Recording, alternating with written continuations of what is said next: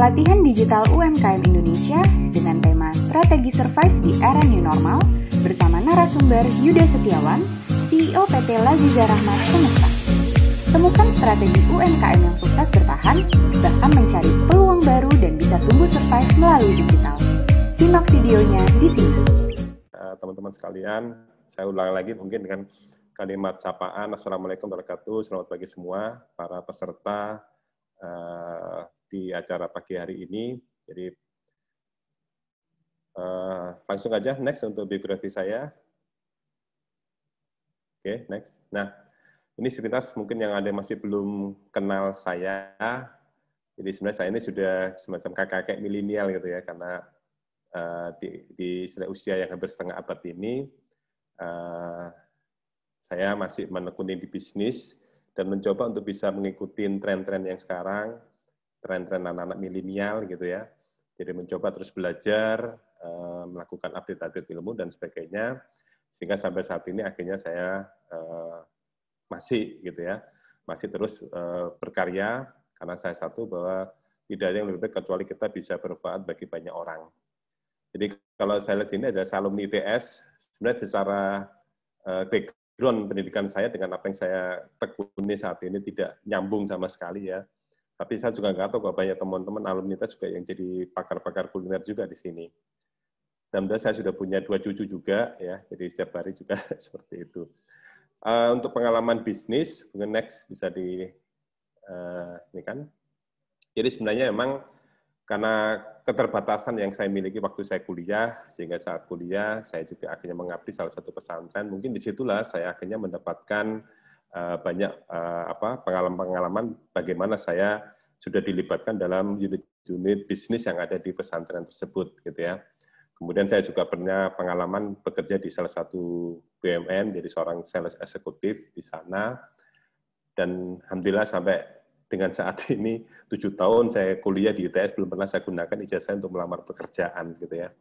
Dari pengalaman yang ada pernah juga ya istilahnya ya bisa naik, jatuh, bangun, itu yang membuat akhirnya saya cukup tertempa gitu ya di bidang pengalaman ini. Dan sejak tahun 2004 sudah memiliki bisnis sendiri di bisnis telekomunikasi dan tentu sampai sekarang masih berjalan. Tetapi kemudian saya memutuskan tahun 2013 ikut waralaba kuliner ya, salah satu milik teman saya. Dan tahun 2015 akhirnya saya memberanikan diri untuk membuat brand sendiri. Jadi saat itu kita dengan nama Laziza. Kalau Laziza mungkin teman-teman yang sering kali lihat salah satu host kuliner yang kalau setelah makan dia bilang Laziz. Nah, disitulah awal mula saya menggunakan kata Laziza. Laziza artinya nikmat atau enak gitu ya dalam bahasa gaulnya. Jadi seperti itu. Kemudian yang tak lupa adalah saya juga aktif di organisasi-organisasi. Sejak saya memang SMP, SMA, aktif di OSIS, di pengurusan HIMA, dan sebagainya waktu kuliah. Dan saat ini pun juga aktif di beberapa pengurusan. Dan khusus untuk yang komunitas wirausaha, saya ada di Ketua Komunitas Usaha Tangan di Atas, Sidoarjo. Kemudian saya juga ada di Ikatan Saudagar Muslim, dan sebagainya. Ini adalah salah satu cara saya untuk bisa membangun link atau bagian dari membangun komunikasi ya dengan banyak teman dan kolega-kolega lah, katakanlah semacam itu. Oke, next. Nah, Laziza sendiri yang sejak tahun 2015 berdiri tanggal 8 Agustus 2015 sudah punya 3 brand yang kita sekarang turunkan, PT Laziza Rahmat Semesta, ada brand Laziza, Enakin, dan Kopi Ambiar. Jadi 3 brand ini yang sekarang ini menjadi brand di Laziza. Oke, next. Nah, secara milestone ya, jadi sejak tahun 2015, kemudian sampai dengan saat ini sudah banyak prestasi-prestasi yang sudah diraih oleh Laziza. Berdiri sejak tahun 2015, kemudian tahun 2016 pun kita sudah mampu membuat hampir 30 cabang.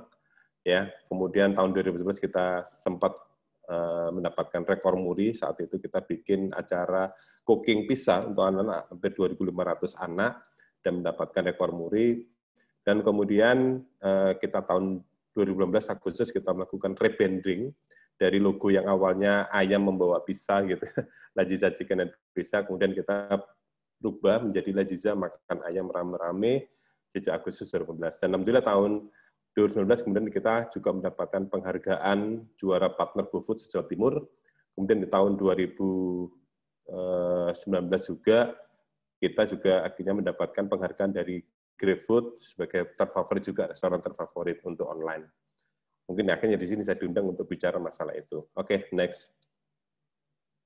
Ini penghargaan yang sudah kita dapatkan selama ini, Laziza sebagai restoran yang ya istilahnya bisnis kuliner yang baru, tetapi kami mampu untuk menorehkan prestasi dalam tempo yang tidak terlalu lama. Oke, next. Sekarang ada sekitar 50 store yang existing, ada di hampir sekitar 15 kota di Jawa Timur, ada di Jawa Tengah, dan sempat kemarin juga ada di Tangerang, ada di Depok, tetapi karena ada COVID, sementara yang di Tangerang dan Depok kita tidurkan gitu ya, karena memang kondisi yang tidak memungkinkan lagi. Oke, next. Ini penyebaran dari kota-kota yang ada, Jawa Timur dan Jawa Tengah. Oke, next.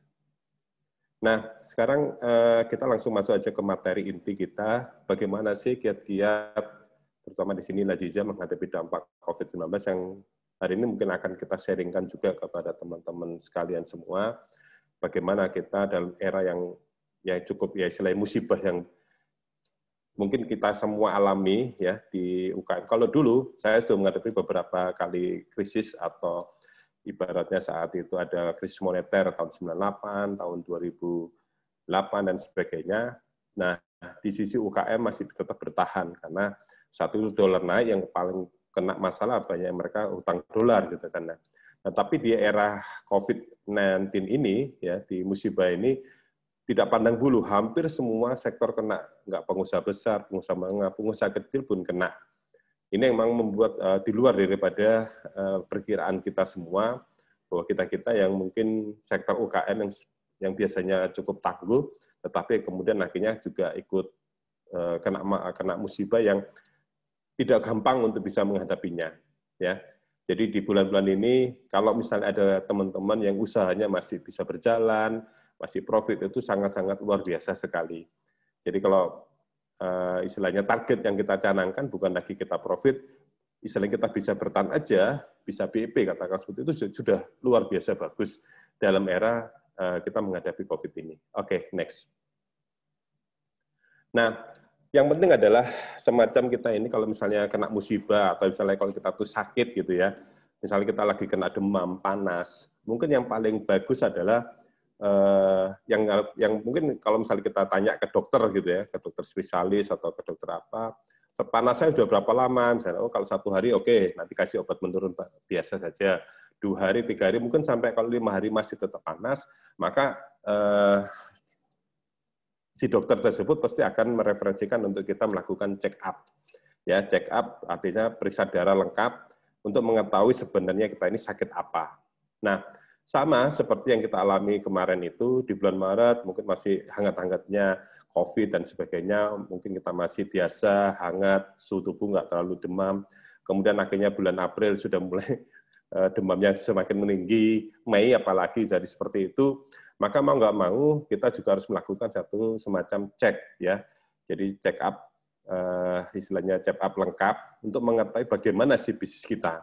Nah, dalam bisnis, artinya yang harus kita lakukan apa sih check up? Ya kita harus mengetahui bagaimana menganalisa, mengetahui struktur daripada laporan keuangan kita. Bersyukurlah kalau di teman-teman yang sudah mampu sudah bisa membuat suatu laporan keuangan, dan di laporan keuangan tersebut bisa kita lihat data-datanya, sehingga akhirnya kita tahu sebenarnya kita ini lagi sakit di mana. Gitu ya. Apakah di sisi omsetnya atau di sisi cost-nya. Ya, jadi di revenue stream-nya atau di cost-nya. Jadi ada 2 hal yang harus kita perhatikan. Jadi memang sengaja ini saya bawa ke teman-teman untuk membahas materi seperti ini, karena kalau saya ditanya, Pak ini gimana, saya COVID ini bagaimana menghadapinya, saya akan sulit untuk menjawab seperti halnya seorang dokter yang ditanya, Pak ini demam, ini sakit apa? Pak dokter nggak akan bisa langsung memvonis dia sakit malaria, dia sakit katakanlah demam berdarah, dan sebagainya, sebelum mengetahui bagaimana data-data dari cek laporan darah, check up darah lengkapnya seperti itu. Kalau di bisnis berarti kita harus tahu cek dari kondisi laporan keuangan yang ada. Sehingga mau nggak mau, kalau kita kepingin eksis ke depan, sustainable dan sebagainya, bikin berkembang menjadi besar, maka nggak mau UKM pun harus bisa belajar mengenai laporan keuangan, sehingga nanti akan belajar juga menganalisa, dan akhirnya tahu sebenarnya kita ini ada masalah di mana. Selain pertanyaan-pertanyaan yang lain gitu ya. Tetapi awal mulai yang kita pahami adalah dari sisi laporan keuangan kita. Oke, next. Nah, ini adalah salah satu studi kasus di outlet Laziza, yang dimana pada saat kita bulan Maret sudah mulai hangat-hangatnya COVID, bulan April, bulan Mei, bulan Juni, seperti kita lihat di sini, laporan omsetnya turun drastis ya. Bulan Maret kita masih bisa menghasilkan omset sekitar 105 juta, tetapi bulan Juni sudah hampir turun 50%, tinggal 48 juta. Maka apa sih yang kita ketahui dari laporan keuangan ini selain omset, maka kita juga harus paham mengenai harga pokok produksinya, artinya HPP-nya seberapa. Dari situ kita juga akhirnya melihat bagaimana laba kotor yang dihasilkan. Ya, kemudian dari kos-kos juga kita harus tahu kos-kos kita ini sampai apa saja yang istilahnya itu yang masih membebani dari bisnis yang kita lakukan. Apakah beban marketingnya, apakah ini kalau beban e-commerce ini memang karena banyak transaksi lewat online, GoFood maupun GrabFood, maka di situ kita cantumkan fee yang kita berikan setiap transaksi yang ada. Ya. Kemudian beban penjualan di sini misalnya pengeluaran-pengeluaran yang kalau di restoran yang tidak dihitung di bill of material, jadi pengeluaran misalnya LPG, air, terus kemudian bahan-bahan baku yang tidak bisa kita masukkan ke dalam harga pokok produksinya. Beban operasional, jadi di sini kemudian ada beban gaji. Gaji ini juga berpengaruh sekali, gitu kan ya. Bagaimana istilahnya dalam kondisi yang saat ini gaji yang kita berikan kepada tim kita apakah masih sesuai dengan omset yang kita berikan. Maka dari pelajaran yang bisa kita lihat di sini dari laporan keuangan, meskipun omset turun di bulan April pun turun, maka masih bisa menghasilkan suatu semacam keuntungan. Begitu juga di bulan Mei, ya, omsetnya turun hampir 30%-an, tetapi juga masih untung. Begitu juga di bulan Juni. Mungkin dari analisa yang ada, bisa kita lihat di sini adalah yang paling mencolok yang kita lakukan perubahan-perubahan besar adalah dari sisi laba kotornya. Laba kotor awal bulan Maret sekitar 47, April sekitar 44, kemudian Mei akhirnya naik 54, dan Juni juga seperti itu. Mungkin pertanyaannya adalah, Pak, gimana kok bisa laba kotornya naik? Betul, saat itu memang kita akhirnya melakukan satu perubahan-perubahan. Nah, dalam kondisi sekarang ini yang paling nyata yang kita lakukan adalah kondisi supplier-supplier kita juga. Supplier-supplier kita ini juga di era COVID ini omsetnya juga turun, keuangan cash flow-nya juga akhirnya bermasalah, maka di sini akhirnya kita melakukan bargaining. Apakah Laziza punya uang, Pak, untuk misalnya melakukan bargaining? Memang Laziza tidak punya uang dalam hal seperti itu. Tapi saat itu akhirnya kita melihat kita masih punya omset, kita masih punya istilahnya tim dan sebagainya, maka saat inilah kita melakukan bargaining.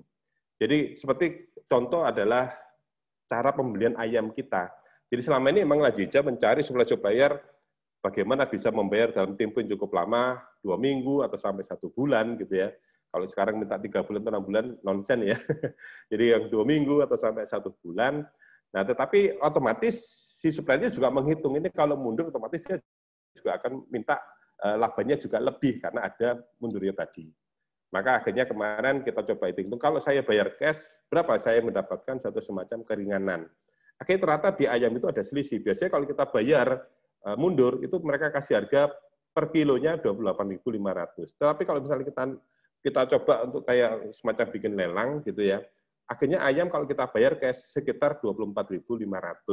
Maka ada selisih sekitar 4.000. Nah, kalau 4.000 kita kalikan kalau misalnya kebutuhannya Laziza itu hampir 15.000 kilo atau 15 ton, ya, maka otomatis ini selisih yang cukup besar.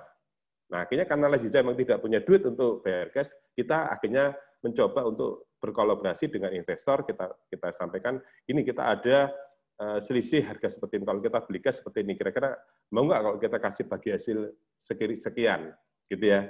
Nanti otomatis Anda akan mendapat daripada uang investasi Anda taruh di deposito atau di bank yang nggak jelas, maka ayo kita ajak untuk investasi beli ayam ini.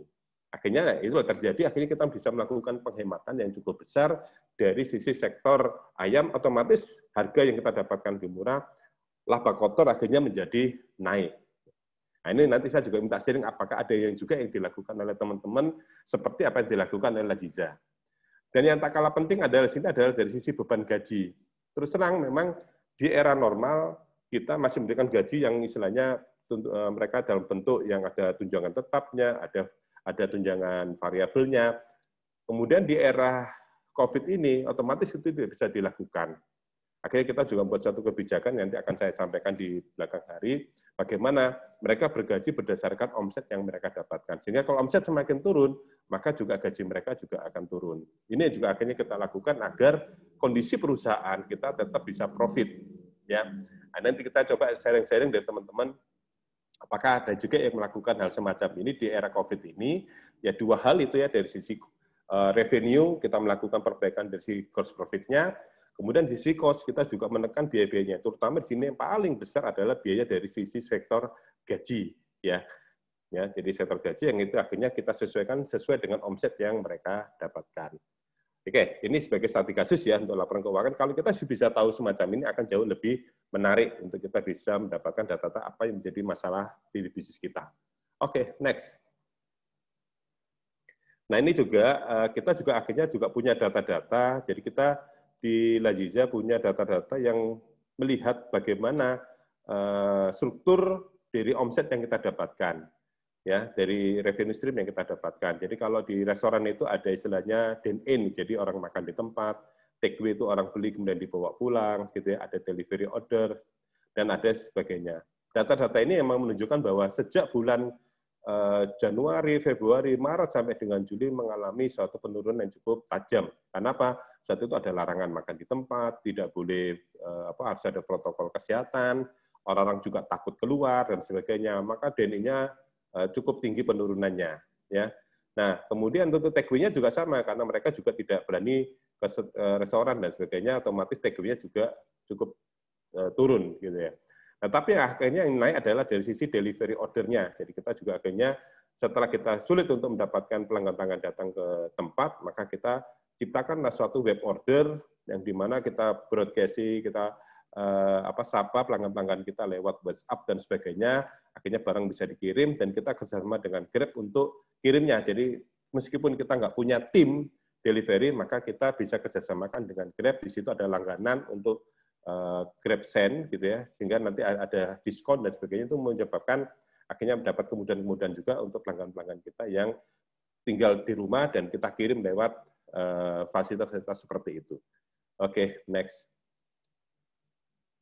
Nah, kalau non-organik di sini memang di Laziza ada satu tim yang khusus yang untuk mendapatkan omset itu dari CRO atau sales gitu ya. Ya, kondisi normal mereka biasa mendapatkan event-event, mereka ke sekolah, ke kampus, ke perkantoran, ya ke komunitas istilahnya IGPKI, Himpaudi dan sebagainya. Tetapi dalam kondisi yang kemarin ini memang semua banyak event-event yang dibatalkan. Jadi saya masih ingat saat itu harusnya di bulan sekitar bulan Juni atau Agustus harusnya kita ada event rekor muri sekitar 20.000 anak di Ponorogo. Kita sudah siapkan semua perangkatnya, tim-timnya, dan sebagainya untuk bisa menghadapi event besar itu, ternyata event itu digagalkan. Begitu juga ada event sekitar 50.000 anak IGTKI, ya, Ikatan Guru TK Indonesia di Jawa Timur, dan itu akhirnya juga gagal juga akibat adanya COVID ini. Maka harus ada satu langkah-langkah yang lain yang kita lakukan bagaimana supaya ini bisa sales ini bisa bertahan.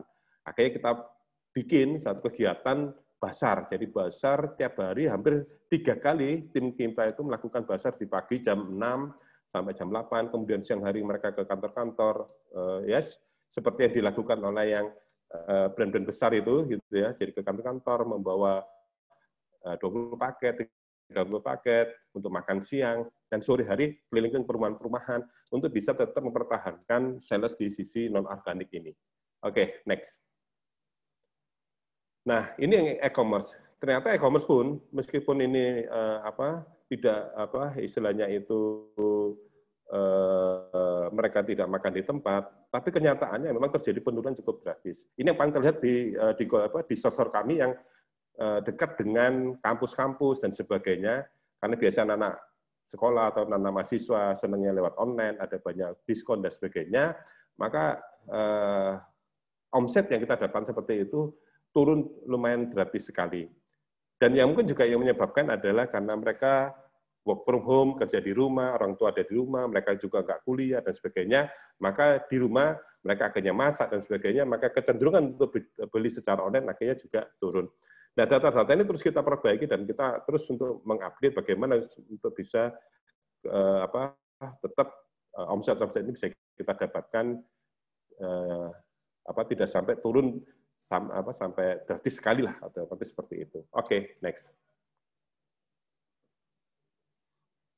Nah, bisa kita lihat sini ya, yang di Ponorogo itu kita dari bulan Maret sampai dengan bulan Juni itu turunnya sekitar 54%. Tetapi di sini laba rugi di bulan Maret memang turun 7%, tetapi di bulan Mei masih ada kenaikan sekitar 11%. Mungkin masih ingat ada di beberapa Facebook teman-teman atau coach yang mengatakan seperti Pizza Hut gitu ya, omsetnya turun 6%, tetapi keuntungannya turun hampir sekitar 78%. Nah, kalau kita tidak punya laporan keuangan, kita pasti tidak akan juga tahu kira-kira apa penyebabnya. Mungkin nanti bisa diskusikan, pasti ada yang tanya, Pak, gimana itu Pizza Hut? Omsetnya turun 6%, ya, omsetnya di sini turun 6%, tetapi keuntungannya bisa sampai turun 78%. Jadi seperti itu. Nah, nanti kita coba akan kita bahas lebih lanjut gitu ya. Jadi artinya apa? Kita tidak akan bisa tahu permasalahan kita kalau kita tidak punya laporan keuangan untuk bisa melihat, seperti halnya Laziza ini, ya. Jadi revenue-nya turun sampai 54%, tetapi kita masih bisa pertahankan di bulan Mei keuntungannya masih positif 11%. Oke, next. Nah, ini yang harus kita lakukan ya, aktivitas marketing untuk break revenue stream. Jadi ini yang terus kita, karena ini menjadi problem saat ini di era COVID, omset turun drastis, maka mau nggak mau peningkatan di si sales harus ada. Jadi strategi-strategi marketing terus kita perbaiki, bagaimana melihat behavior, kebiasaan-kebiasaan baru yang ada di customer kita. Jadi seperti itu. Oke, next. Nah, ini bisa kita lihat perbedaan di komposisi ini di bulan September 2019 sampai dengan September 2020.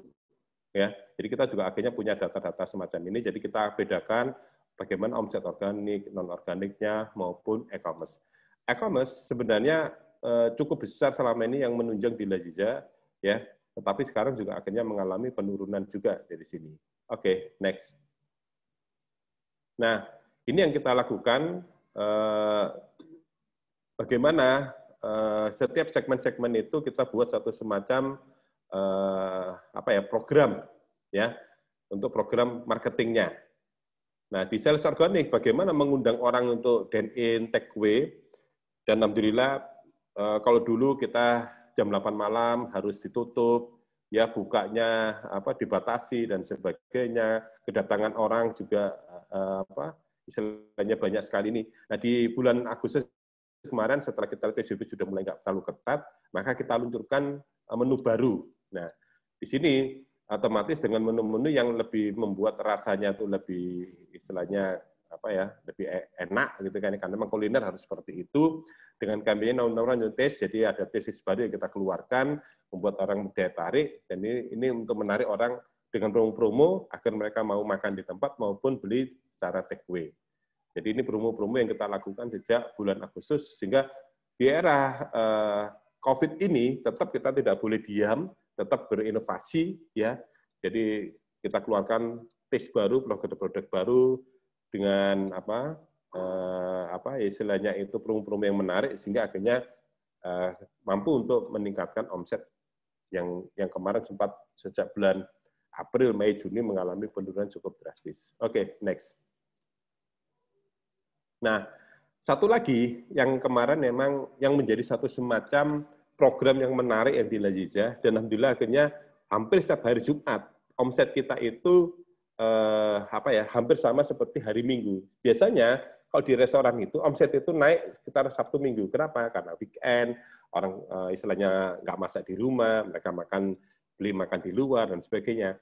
Tetapi yang menarik di setiap hari Jumat sekarang ini Laziza omsetnya itu bisa mengalahkan di hari-hari yang lainnya. Karena pada saat itu akhirnya kita ciptakan suatu produk untuk berbagi.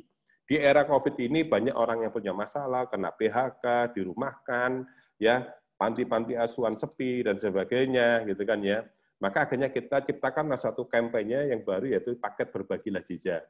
Akhirnya kita ciptakan suatu produk-produk yang memiliki GB yang cukup tinggi, kemudian kita diskon, sehingga dengan harga per box ini cukup 5.000 bisa digunakan untuk berbagi. Artinya apa? Kita paham bahwa berbagi ini tetap kita punya lawan, ya, misalnya nasi bungkus yang sekitar 5.000 dan sebagainya, maka dengan kemasan yang cukup menarik, ya, menu yang menarik, saus dan seperti yang disukai oleh anak-anak juga, maka ini akhirnya kita ciptakan paket berbagi per 10 box hanya sekitar 50.000, dan ini menjadi suatu kekuatan yang luar biasa waktu kita kebanyakan, sehingga akhirnya omset di di hari Jumat dengan kampanye paket berbagi ini meledak, gitu kan ya. Jadi seperti itu.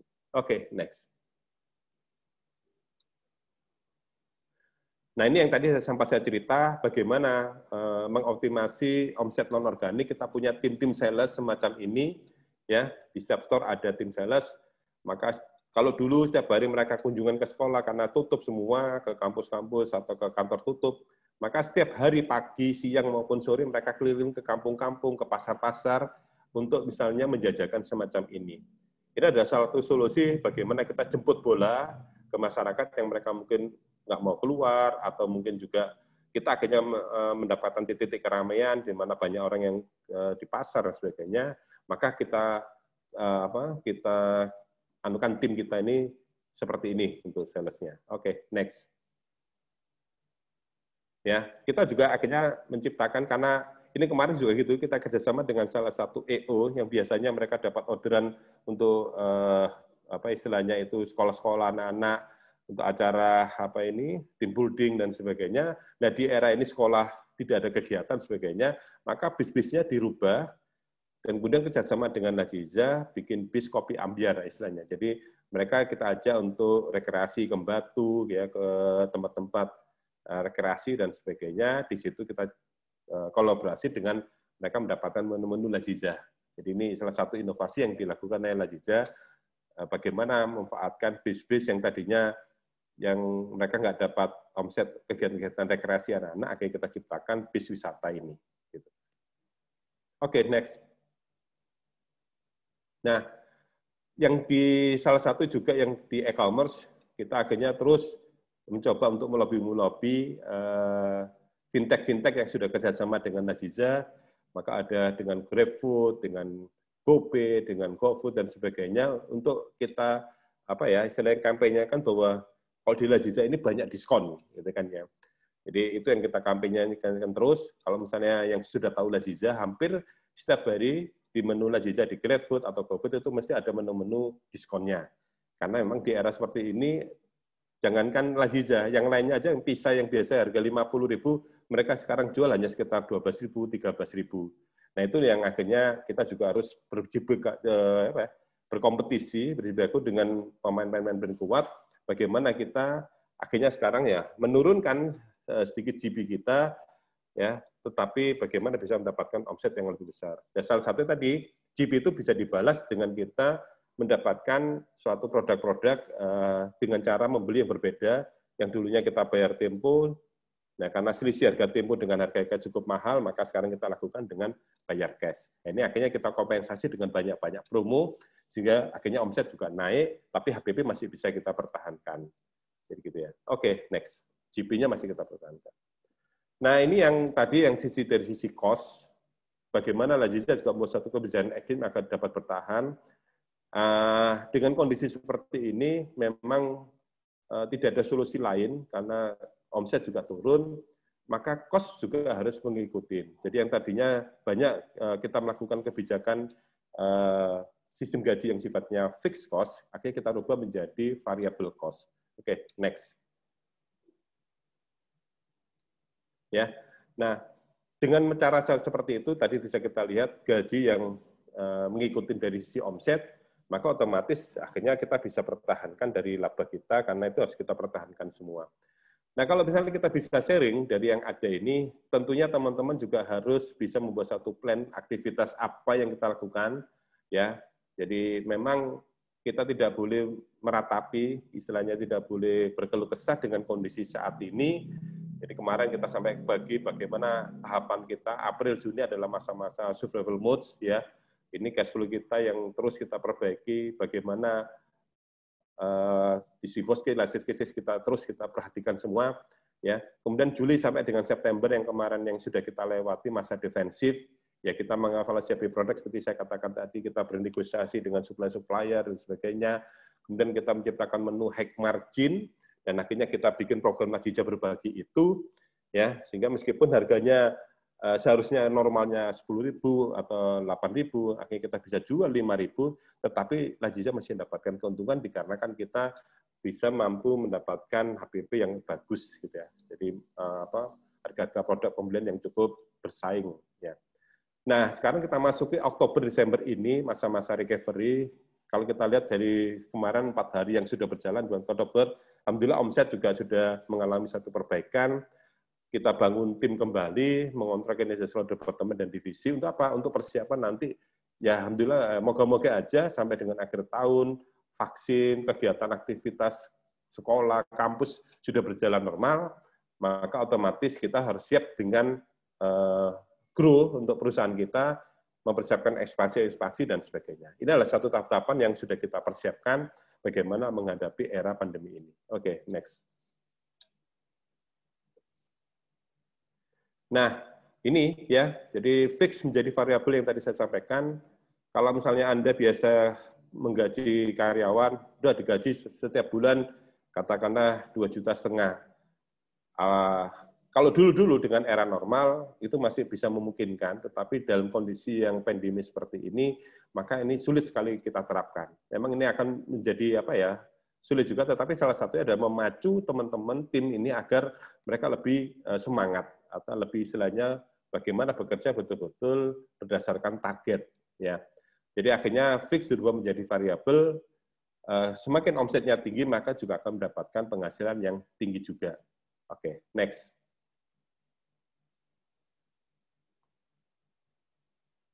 Nah, jadi banyak sekali program-program selain tadi itu merubah dari fix ke variabel untuk memacu mereka kembali. Ya ini kita juga punya program challenge. Jadi akhirnya karena kita punya data-data mereka, omsetnya kita bikin challenge.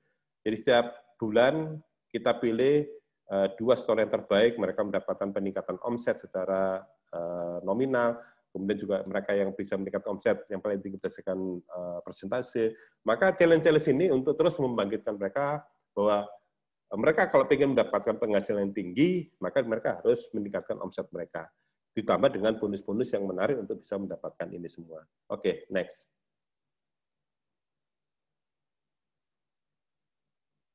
Nah, untuk menjaga juga, karena ada juga sebagian banyak yang karyawan yang gajinya turun dan sebagainya, kita juga program bikin program sembako gitu ya. Jadi untuk membuat ketahanan pangan di sisi karyawan, jadi mereka mendapatkan paket-paket sembako setiap bulannya. Terutama juga ada karyawan yang terpaksa harus dirumahkan, mereka masih kita buat atau kita santuni dengan paket-paket sembako ini untuk menjadi komunitas. Karena bisa jadi ini nanti akan tumbuh, akan grow, maka mereka bisa kita libatkan kembali untuk membangun bisnis lebih lanjut. Oke, next. Nah ini yang kemarin juga untuk bagaimana kita persiapan grow kita, persiapan bagaimana ekspansi Lazija. Jadi selama ini Lazija dalam membuat satu kerjasama kemitraan dengan investor atau apa, mereka istilah investasi katakanlah untuk membangun satu store senilai hampir 600 sampai 1 M, maka ini akhirnya kita rubah. Dalam kondisi ini untuk mencari investor seperti itu sudah cukup sulit. Akhirnya kita membuat suatu program baru namanya 1000 retailer gitu ya. Jadi bagaimana berbisnis dengan mudah di rumah. Akhirnya yang kita punya, produk-produk yang kita punya itu, yang selama ini kita jual, kita pecah menjadi 4. Ada Lazija Ramebo Kitchen, ada Kopi Ambiar Kitchen, ada Lazija Arabian Food Kitchen, ada Lazija Fried Kitchen. Jadi kita akhirnya buat satu penawaran bagaimana mereka yang istilahnya itu dalam kondisi sekarang ini banyak ke PHK, yang mereka tidak punya pekerjaan, atau ada mahasiswa yang karena daring, atau mungkin belajar bisnis dan sebagainya, maka kita ciptakan ini tadi, program 1000 retailer ini. Jadi setiap paket kita hanya jual sekitar 25 juta, mereka bisa kerjakan di rumah, atau mereka punya ruko, atau punya rumah usaha, ya, yang dimana kita buat paket komplit, semua sudah disediakan Laziza. Jadi mereka nanti akan kita daftarkan di GoFood, kita daftarkan di GrabFood, gitu kan ya. Dengan cara itu seperti akhirnya mereka nge-link ke dalam suatu sistem Laziza. Semua sudah kita settingkan, mereka tinggal memasak, masaknya pun juga kita sudah setting seperti kayak masak Indomie. Jadi ini semua hal yang mudah-mudah yang mereka bisa dapatkan kalau mereka menjadi reseller atau retailernya Laziza, gitu ya. Jadi ini salah satu program akhirnya bagaimana kita sekarang menghadapi untuk expand ini membangun store itu sulit, maka dengan cara-cara kita di rumah atau mereka dengan modal yang cukup fantasi yang sangat murah, mereka bisa kerjakan dan semua dikelola sendiri. Kalau dulu semua yang ngelola adalah Laziza, maka ini sekarang dikelola sendiri sebagai bentuk melatih mereka jadi entrepreneurship dengan melihat prestasi-prestasi Laziza yang sudah dapatkan, akses ke online yang juga mudah, ke fintech, maka ada satu kelebihan program ini. Jadi seperti itu. Oke, next. Nah, ini menciptakan peluang bisnis kuliah di rumah, penjualan melalui GoFood, GrabFood, investasi terjangkau mulai dari 25 juta saja. Ya, jadi ini semua ya, salah satu upaya-upaya yang sudah dilakukan Laziza dengan tahapan-tahapan yang sudah kita buat, maka semua sudah kita persiapkan. Jadi nanti mau sekarang ada istilahnya persiapan untuk grow dan sebagainya, maka Laziza juga sudah siapkan. Yang kemarin kita menghadapi masalah-masalah dari omset, kita akan cek terus bagaimana kondisi revenue stream kita, omset kita. Ya, kalau turun maka cost-nya bagaimana kita perbaiki. Maka mau nggak mau UKM kalau memang betul-betul istilahnya mau besar, mau maju ya, ini yang harus kita lakukan, terutama dalam hal bagaimana kita mampu juga membuat analisa keuangan di bisnis kita. Saya kira gitu, Mbak Natali Indri yang bisa saya sampaikan di pagi hari ini ya. Semoga bisa menjadi satu insight atau masukan-masukan bagi teman-teman. Tapi saya juga sangat tertarik kalau nanti ada pertanyaan yang menarik dari yang kita sampaikan. Itu, Mbak Indri. Terima kasih. Ya,